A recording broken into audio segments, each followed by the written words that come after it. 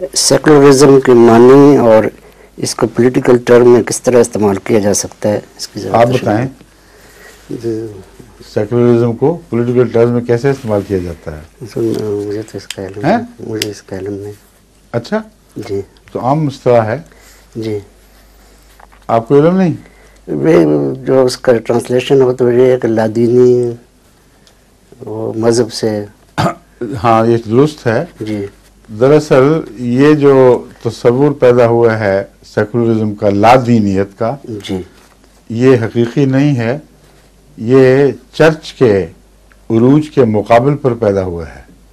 یعنی ایک زمانہ تھا جب کہ مغرب کی حکومتوں پر عیسائی دین کا بہت عمل دخل تھا، اور اس کے نتیجے میں ان کے قوانین بھی اثر انداز ہوئے، اور مختلف جرائم کی تعیین میں بھی عیسائیت اثر انداز ہوئی.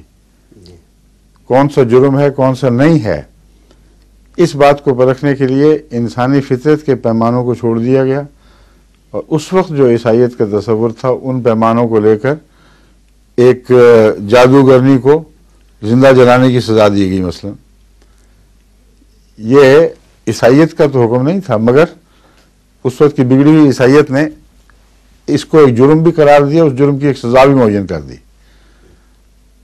ان باتوں سے آخر بیزار ہو کر یورپ کی سیاست نے علم بغاوت بلند کیا، اور یہ رینیسانس سے تعلق رکھتا ہے، جب ان کو ہوش آئی ہے، سائنس کی ترقی ہوئی ہے اور ریشنلزم نے عروج پکڑا ہے، نیا فلسفہ نئے پیالوں میں انہوں نے دیکھنا اور چکھنا شروع کیا، تو یہ سب چیزوں کے اکٹھے اثرات مترتب ہوئے ہیں، اور جگہ جگہ پھر بغاوت شروع ہوئی ہے مذہبی حکومت کے خلاف.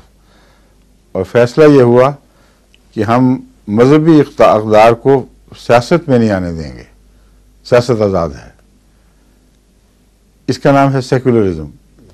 لیکن سیکولرزم کا جو اصل بنیادی مقصد ہے وہ یہ ہے کہ ایک انسان تعصبات سے پاک ہو کر کلیتاً انصاف کے مطابق فیصلے کرے. سیکولرزم سے مراد ہے غیر متعصب حکومت، لا دینی نہیں. لا دینی کا معنی ہے دین کے مخالف. ہرگز سیکولرزم دین کے مخالف نہیں ہے. سیکولرزم یہ ہے کہ ہم سیاست میں انسانی عقل کے مطابق جو فیصلے کرتے ہیں کریں گے، اور تم مذہبی دنیا میں جو چاہو کرو، ہمیں تمہارے اندر دخل دینے کا حق نہیں، تمہیں ہمارے اندر دخل دینے کا حق نہیں. یہ جو کانسیپٹ ہے یہ سیکولرزم ہے. لیکن جہاں سیکولرزم نے لادینیت کی شکل اختیار کر لی اور مذہب کو دبایا، جیسے اشتراکیت کے ممالک میں ہوتا رہا ہے، وہ ہے اصل لادینیت. اس کا نام سیکولرزم نہیں ہے، لادینیت ہے. اسلام طرز حکومت میں سیکولر ہے، کیونکہ سیکولرزم کامل انصاف کے تصور پر مبنی ہے.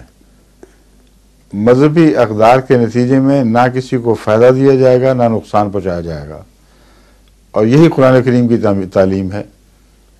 فَإِذَا حَكَمْتُمْ أَن تَحْكُمُوا بِالْعَدْلِ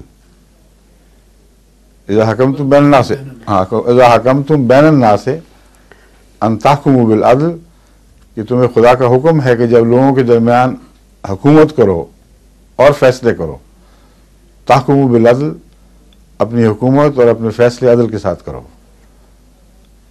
ولا یجرمنکم شنآن قوم علی الا تعدلوا، تمہیں ہرگز کسی قوم کی دشمنی بھی اس بات کی اجازت نہ دے کہ تم ناانصافی کا معاملہ ان سے کرو. اعدلوا هو اقرب للتقوی، عدل سے کام لو، تقوی کے قریب تر یہی بات ہے. اس سے بہتر ڈیفینیشن سیکولرزم کی ہو ہی نہیں سکتی. یہاں تک کہ مذہبی دشمنی کا ذکر کر کے بھی خدا تعالیٰ نے یہی فرمایا، کسی قوم سے ناانصافی نہیں کرنی، خواہ اس نے تمہارے مذہب کے معاملے میں تمہیں دکھ دیا ہو اور تم سے ناانصافی کی ہو. جب تم حکومت میں آؤ گے تمہیں اجازت نہیں ہے کہ ان سے ناانصافی کا سلوک کرو. اس سے اعلیٰ تعریف سیکولرزم کی ہو ہی نہیں سکتی. ٹھیک ہے.